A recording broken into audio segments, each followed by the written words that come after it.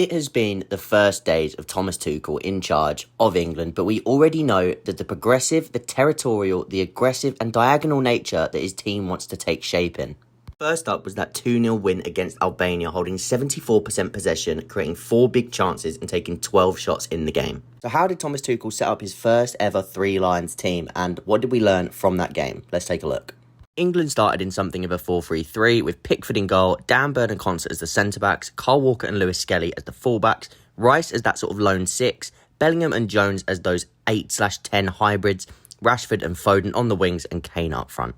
This then progressed into something of a 2-3-2-3 shape, and that's why we refer to Bellingham and Jones as those 8-10 hybrids because of their role within this system.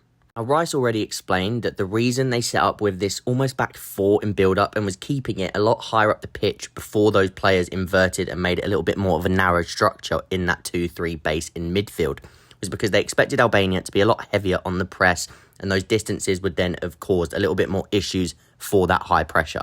But even within this 4-1 or 2-3 base, however you want to look at it, the roles that were interesting were Jude Bellingham and, of course, Curtis Jones, who had that ability to drop in next to Declan Rice to make it that 4-2 base, but also to stretch into those pockets and play in those half spaces. They were the key for the progression in the middle of the park, trying to find them spare on the ball, see if they could get their head up, play a pass out wide, or even get the ball themselves and carry it further forward to get their team up the pitch.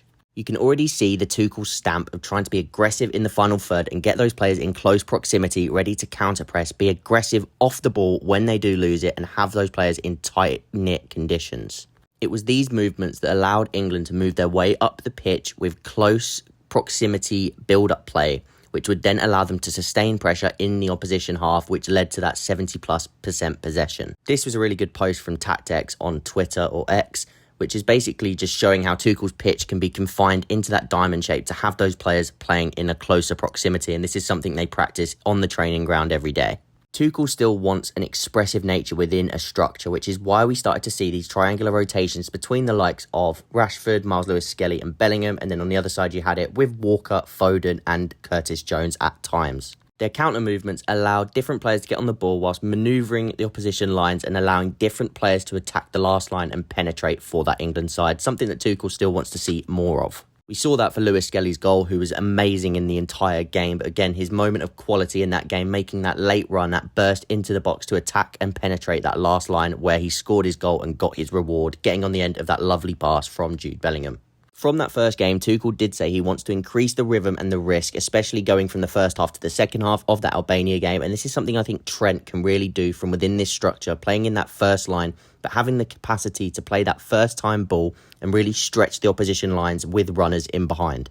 Tuchel then spoke about 2 things going into the next game, speaking about those diagonal progressive routes and also the ability to use carries and dribbles to penetrate the opposition defence. And this is 2 things that I think was very highlighted within the second game.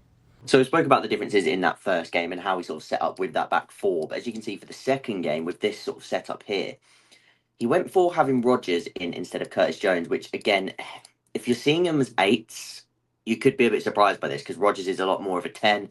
And Tuchel even mentioned him off the wing as well.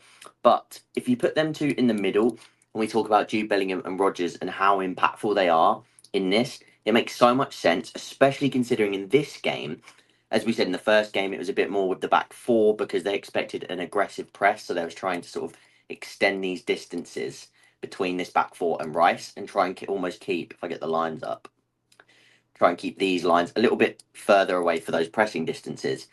But against Latvia, England tried to just squeeze up the pitch really quickly and they didn't expect as much of a high press. And again, they're in a bit of a 5-4-1 Latvia.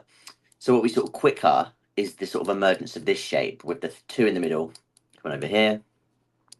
And then almost a lopsided 3 because it was sort of like this. But England were trying to stay because so Lewis Skelly could come in a little bit later into this sort of middle area alongside Rice.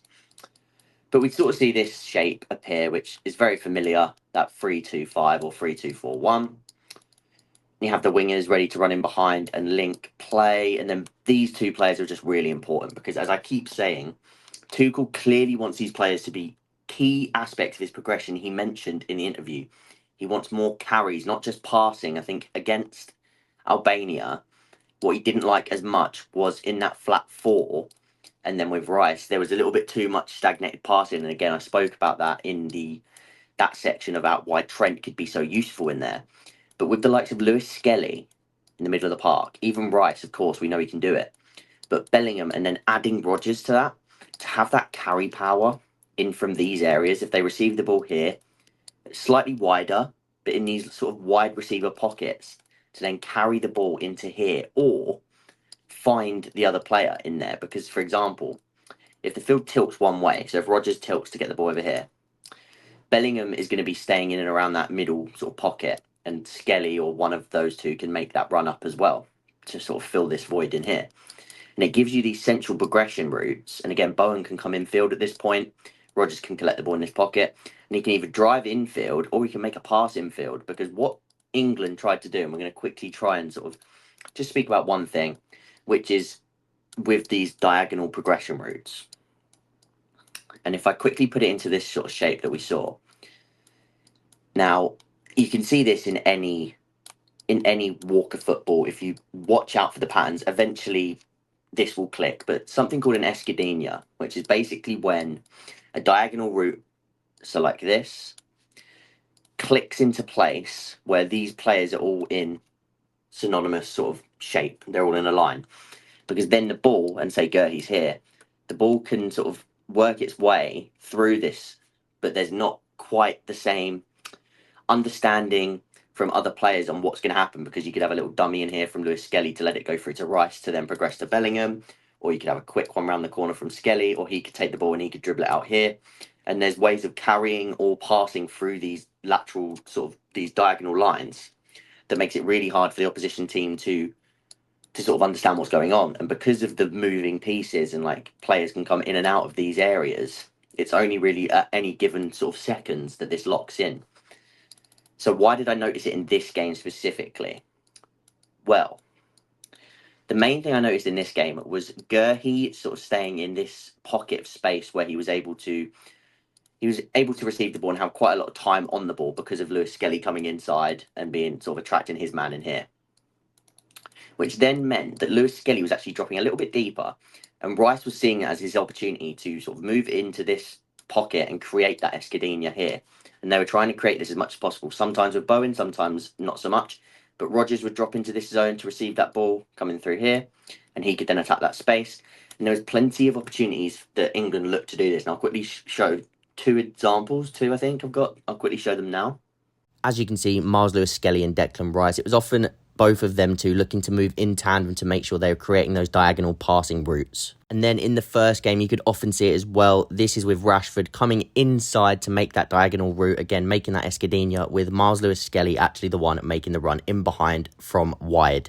So as you can see, looking at those examples, they did click at times, and I think England were trying to use them not only to actually progress the ball at times, which they did on a few occasions, but also to drag players, like I said, man-to-man in these areas, one on Rice, one on here, and then if Rodgers was sort of like shadow marked at one point, like here, Bellingham would then have a little bit more space because these players are jumping from here. So because they've jumped from this space here, Bellingham can actually find an easier pass. So like I said, if it goes into Lewis Skelly and he can put it around the corner to Bellingham, or Bellingham can drop into this space to carry it forward himself. So there's a little bit more freedom, you could say, for Bellingham to move around this shape when they create those escadinhas and create from within them. So I thought that was really interesting in this game. But again, I'm going to quickly go into why Morgan Rodgers and Bellingham are so important to this England team now before we end the video. I think it's very clear that Jude Bellingham is going to be given a very free role, almost given the keys by Thomas Tuchel to this England side. The ability to drift in and out of different pockets of space, like we said about those carries and those dribbles to penetrate, something that Tuchel wants to see from his team, something Bellingham can do, and allowing him to be more all action and be involved in all phases of play, which will only help the entire team. But then you also have the introduction of Morgan Rodgers, who completed 7 of his 8 dribbles in this game, which again shows you that sort of willingness that Tuchel wants from those central areas to use carries and dribbles to penetrate the last line, rather than just being able to pass side to side around the block. He wants those ability to go through the block via carries as well as passes. Let me know your key takeaways from Thomas Tuchel's first 2 games in charge of England in the comments down below.